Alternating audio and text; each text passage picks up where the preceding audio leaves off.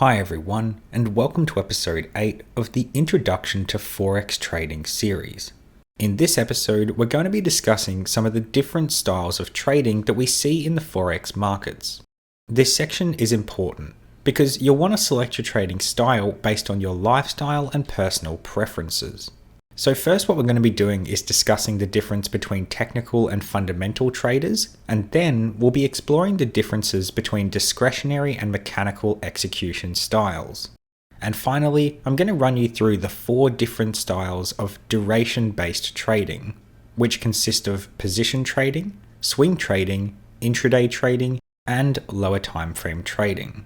By the end of this episode, you'll understand what all of these different types of traders are, where we fit into the spectrum, and why we choose to trade the way that we do.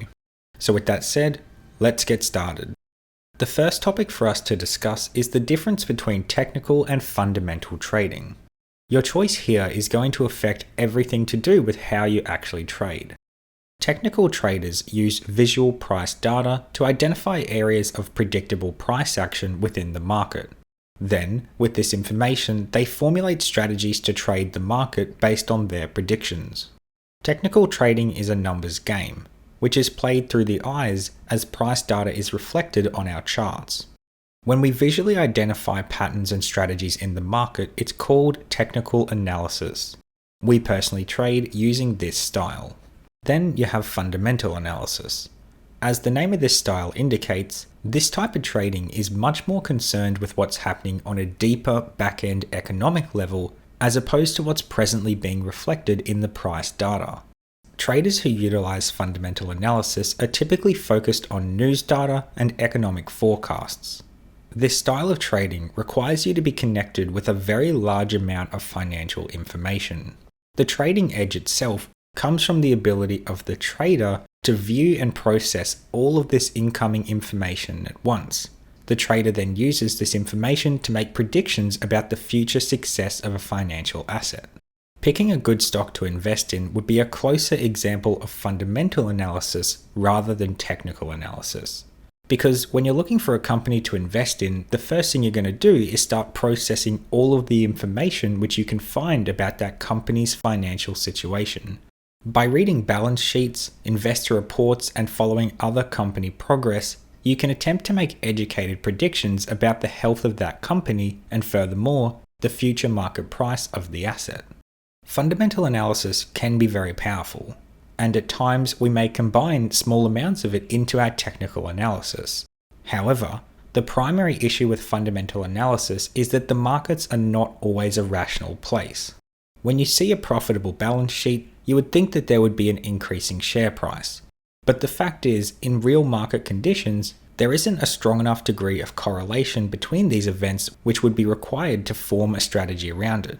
This is just one of many examples why we prefer to analyze present price action during technical analysis, because we have access to everything we need to develop our edge in the market right there.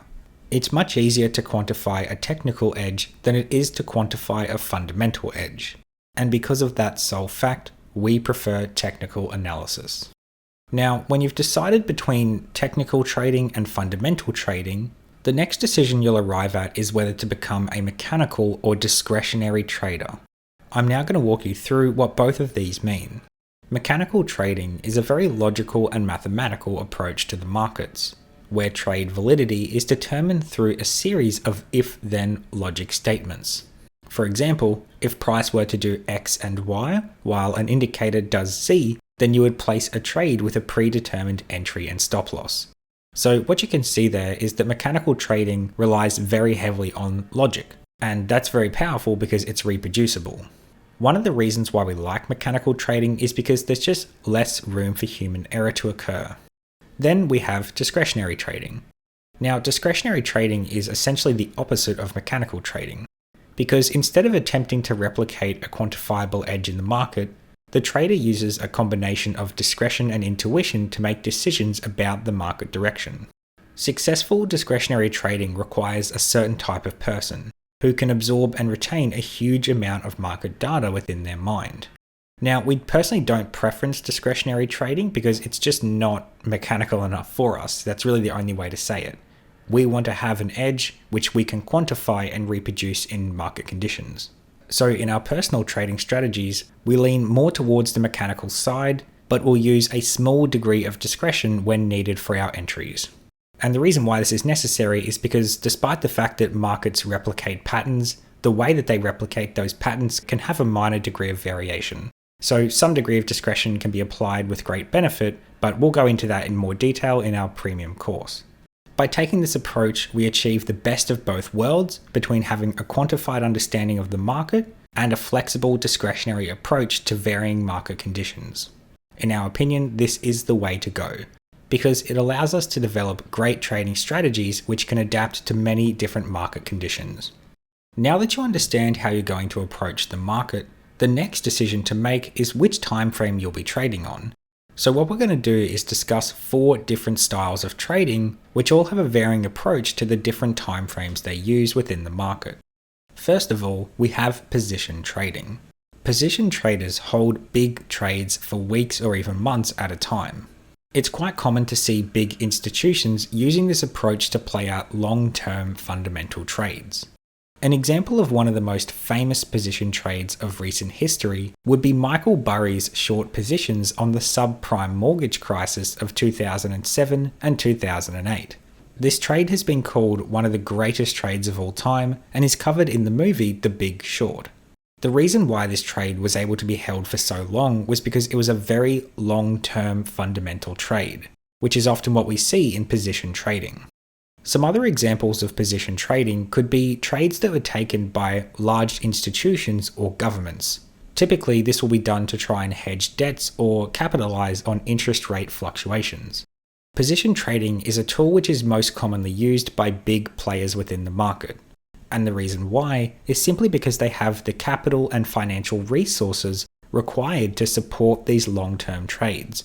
Next up, we have swing trading, which is much more widely used within the retail trading space.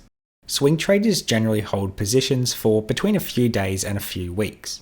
These trades are usually taken from a higher time frame, such as the daily, weekly, or monthly.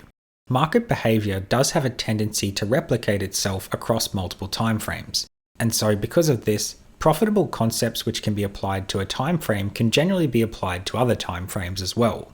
And because of this, it is possible to trade on any particular time frame. Some people prefer to trade on the higher time frames because it just requires less time input. One of the downsides of being a swing trader is that you typically need to monitor many different pairs at once. The reason being because you don't actually get offered that many opportunities because the charts are moving so much slower on the higher time frames. For example, if you were to execute trades on the 15-minute chart, the charts would change much more frequently than if you were executing positions on the 4-hour chart. And that's simply a matter of how long it takes for a candle to flick over to the next candle, which is what ultimately determines which time frame you're trading on. One of the benefits of understanding how the market moves on the higher time frames is the fact that you can go on to capture some very large positions when you're a more advanced trader. The way that this works is that you'll get certain scenarios in the market where you have a lower time frame entry but a higher time frame target. And because of this, you can combine the precision of a lower time frame entry with the large target of a swing trade. This results in very large trades. And again, we'll explore this later in our premium course. Okay, so those are the 2 longer term strategies, but let's talk about the shorter term strategies. The first of which is intraday trading. Intraday trading refers to positions which are held for a few hours, but usually closed before the end of the trading day.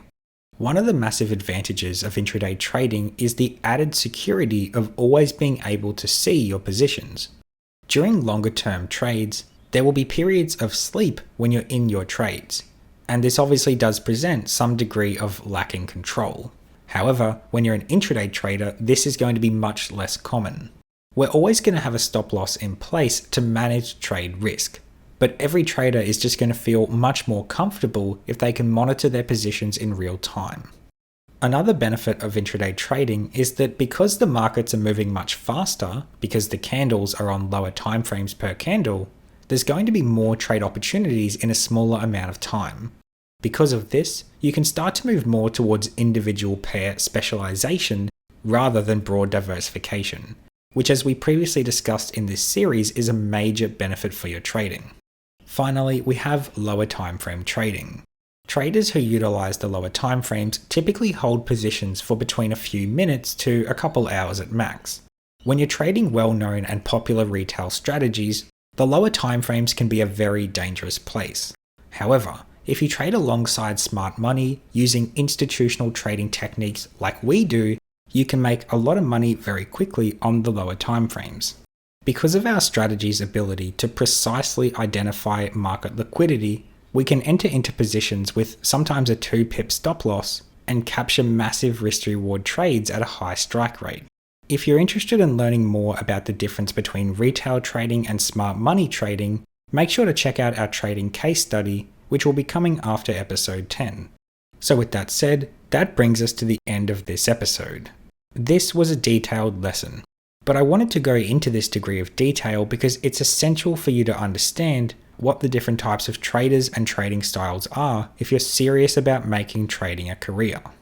To summarize our trading style based on what we've learned here, we are technical analysis traders who utilize a hybrid mechanical and discretionary style executed on the lower timeframes, utilizing smart money concepts. So, thanks for tuning into this episode. I hope this was valuable for you, and I'll see you in the next one. Thank you.